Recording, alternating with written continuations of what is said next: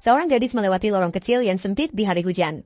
Dia bertemu dengan seorang anak laki-laki yang berjalan dari arah seberang. Saat dia memikirkan bagaimana cara melewatinya, anak laki-laki di depannya tiba-tiba bersikap sopan. Dia melipat payungnya dan menggesernya ke samping. Tindakan hangat ini membuat gadis itu sedikit terkejut, sehingga saat keduanya bersentuhan lewat, dia tidak bisa menahan rasa ingin tahu dan melihat ke arahnya. Tapi siapa sangka hanya dengan sekilas pandang seperti itu, gadis itu tiba-tiba merasakan detak jantung yang berdebar-debar. Sepertinya aku menyukai seseorang. Gadis itu bernama Si. Hari ini adalah hari pertamanya datang mendaftar di sekolah menengah ini. Namun takdir memberinya kejutan besar. Dia ternyata berada di kelas yang sama dengan anak laki-laki di lorong kecil itu. Mereka ditempatkan di kelas yang sama. Si merasa senang di dalam hatinya. Namun bibirnya terus tersenyum tanpa bisa dihentikan, agar bisa memiliki lebih banyak kesempatan untuk berinteraksi dengan ZHNY. Tapi siapa sangka, setiap kali dia masuk air, dia gugup sampai jari kakinya kram. Saat semua orang menghadapi situasi mendadak ini, semua menjadi bingung. Gadis itu tiba-tiba melayang naik dengan luar biasa. Bahkan semakin mendekati tepi perlahan-lahan. Ternyata itu adalah Zenyu di bawah air. Dengan posisi canggung, dia mengangkat tubuhnya. Akhirnya, dengan selamat ia menyelamatkan Xiuya. Setelah Xiuya tiba di pantai, dia bangkit dan mengucapkan terima kasih.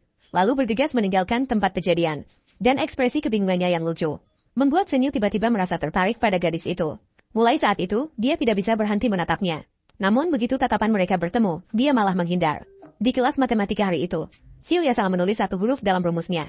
Saat teman-temannya semua tertawa pada kata-kata yang tidak disengaja yang dia tulis. Zechiho Zetaho Jue Duf Sinlei Segi Shodin baru kemudian Zenyu menyadari titik tertawa ini yang tidak disengaja. Karena dia baru saja memusatkan perhatiannya sepenuhnya pada Xiuya.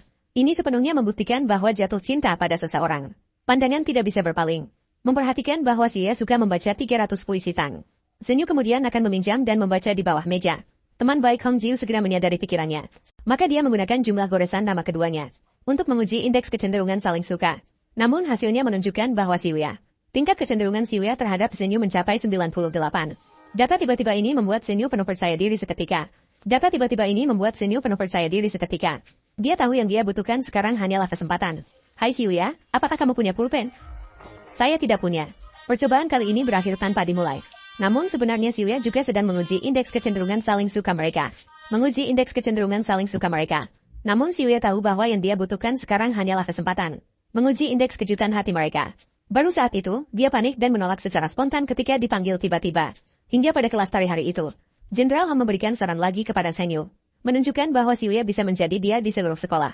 Itu pasti karena dia lebih pintar dari orang biasa. Orang pintar biasanya memiliki otak kanan yang lebih berkembang. Jadi tidak mengherankan jika dia pasti kidal. Benar-benar mendengarkan satu kata bijak lebih baik daripada membaca 10 tahun buku. Zenyu juga merasa rencana ini sangat mantap. Maka dia berpura-pura menjadi kidal saat menari dan membuat guru berhenti berkali-kali. Xiuya menyadari kesempatannya telah tiba setelah melihatnya. Untuk menciptakan kesempatan untuk berduaan dengan lawan. Dia juga tidak ragu untuk berpura-pura menjadi kidal. Dengan dia menginjak-injak kaki pasangannya. Melihat situasi, guru hanya bisa memindahkan mereka ke satu kelompok. Meskipun konselor tidak memperkirakan awalnya, tapi berhasil menebak akhirnya. Ketika dia menyentuh tangan Qian-Qian yang diam-diam dicintainya. Zenyu begitu gugup sampai napasnya terasa terhenti. Namun tangannya yang terbuka tidak berani untuk meraih. Kemudian pandangannya mengikuti irama detak jantungnya. Menuju bibir merah muda Xiuya. Saat Zenyu menahan kegembiraan di dalam hatinya. Suara musik yang tiba-tiba membuatnya terkejut. Tidak apa kalau kotor bagaimana?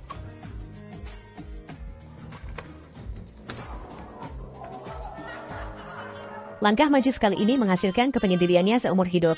Kejadian memalukan yang tiba-tiba ini membuat dua orang yang sebelumnya tidak memiliki hubungan menjadi semakin menjauh.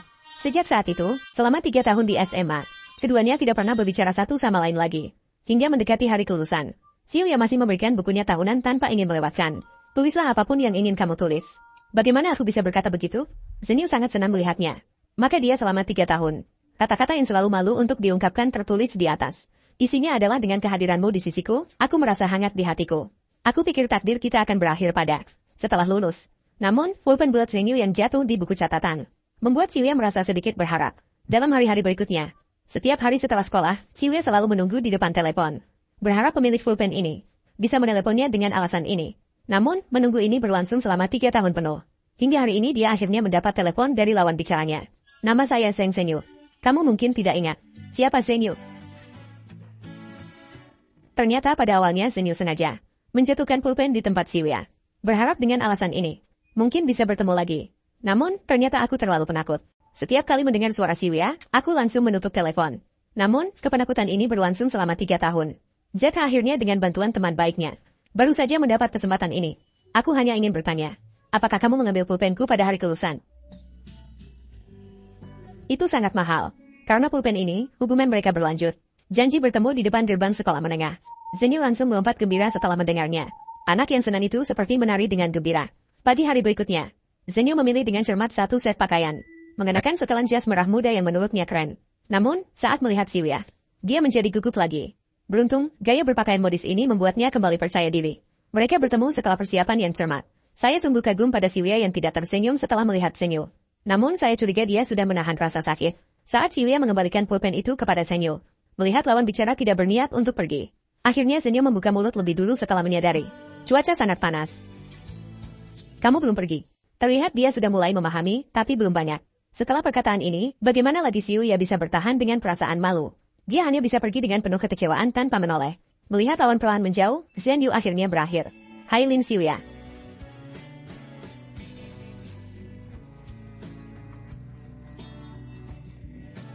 Memang, hanya dengan bertindak proaktif akan ada cerita. Kedua orang ini selalu memiliki topik pembicaraan yang tak ada habisnya. Mereka tenggelam dalam saling memahami satu sama lain. Bahkan setiap tatapan mata mereka penuh dengan pemahaman. Hal-hal sepele yang membosankan sehari-hari. Hari ini, ketika diucapkan, menjadi sangat menarik. Waktu pun perlahan-lahan berlalu dengan tawa dan ceria mereka.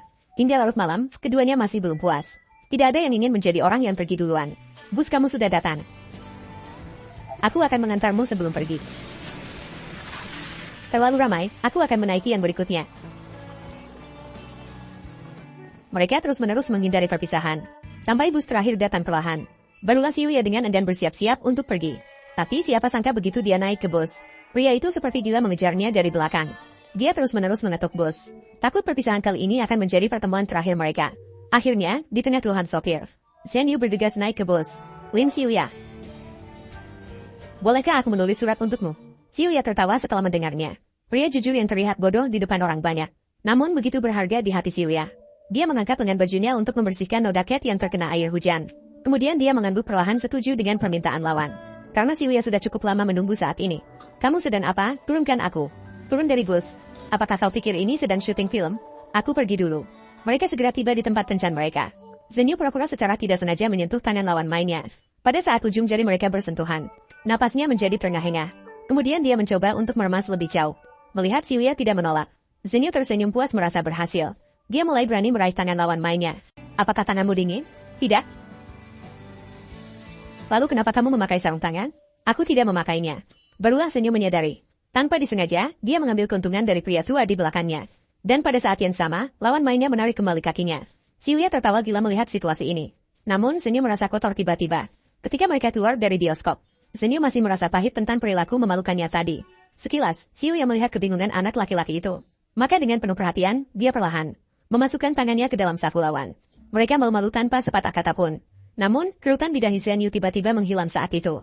Kemudian, dia juga memasukkan tangannya ke saku dan menggenggam tangan lawan erat. Begitulah dua hati yang telah terlupakan, saling mendekat dalam cinta mereka.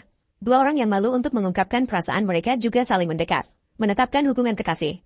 Mereka berjanji akan menikah setelah Zenyu selesai mengikuti seleksi. Bersama-sama dalam sisa hidup mereka. Dengan cinta ZC, mereka menjadi bintang dan lautan satu sama lain. Semanggi 4 daun yang melambangkan keberuntungan juga menjadi lambang cinta mereka. Di hari-hari berikutnya, Zenyu dalam latihan seperti terbakar semangat, meningkatkan intensitas latihan tanpa henti. Tepat ketika dia merasa yakin bisa mengungguli semua orang, tiba-tiba pingsan menghancurkan semua mimpinya. Zenyu didiagnosis mengalami gangguan sekresi HEN di otaknya. Sekarang jangan bicara tentang mengikuti kompetisi selanjutnya. Dokter mengatakan bahkan kehidupan sehari-hari menjadi masalah. Agar Siwya tidak terganggu, dia tidak memberitahu pasangannya bahwa dia sakit, melainkan memilih untuk menggunakan cara siap. Memaksa Siwya pergi dengan berat hati. Mengakhiri hubungan saling mencintai dengan penuh kesedihan.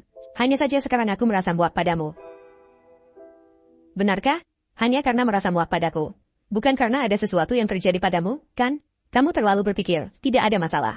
Baiklah. Mulai sekarang kita jangan bertemu lagi ya. Siwya mendengar itu dengan mata penuh kesedihan dan pergi. Sementara Zenyu menangis terseduh-seduh setelah pasangannya pergi. Bagaimana mungkin seseorang yang pernah mencintai dengan tulus bisa melepaskan begitu saja? Meskipun, Zenyu masih belum bisa menahan kerinduannya. Setidaknya 8 tahun. Namun, dia tanpa sengaja melihat pemandangan yang membuat hatinya terluka. Siwya malah naik mobil mewah yang diduga sebagai pacar barunya. Meskipun ini menyakiti hati Zenyu. Namun saat itu, yang dia harapkan hanyalah agar dia bahagia. Mereka berpikir bahwa takdir mereka akan berakhir di sini. Namun, pada suatu hari, Xiuya tiba-tiba datang mencari Zenyu. Dan dengan tidak masuk akal, dia mengucapkan serangkaian kata-kata aneh. Jangan khawatir, kita bisa hidup bahagia.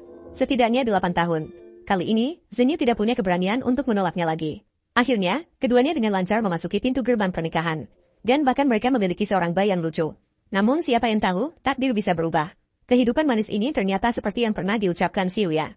Hanya bertahan selama 8 tahun. Apakah Zenyu akan menghancurkan impian kecil dan cerdas tentang ibunya? Namun sebelum pergi, dia menceritakan sebuah cerita dongeng untuk anaknya. Mengatakan bahwa setiap ibu yang telah meninggal akan kembali untuk melihat anak-anaknya saat musim hujan tiba. Naik kereta tetes hujan untuk melihat anak-anaknya. Tetapi dia hanya bisa tinggal di dunia ini sampai musim hujan berakhir. Ibu akan kembali ke negeri awan dengan kereta tetes hujan. Namun Zenyu tahu, ini hanyalah kebohongan yang diciptakan oleh Xiuya untuk menenangkan anaknya. Tapi bagaimana dengan hati Zenyu? Jadi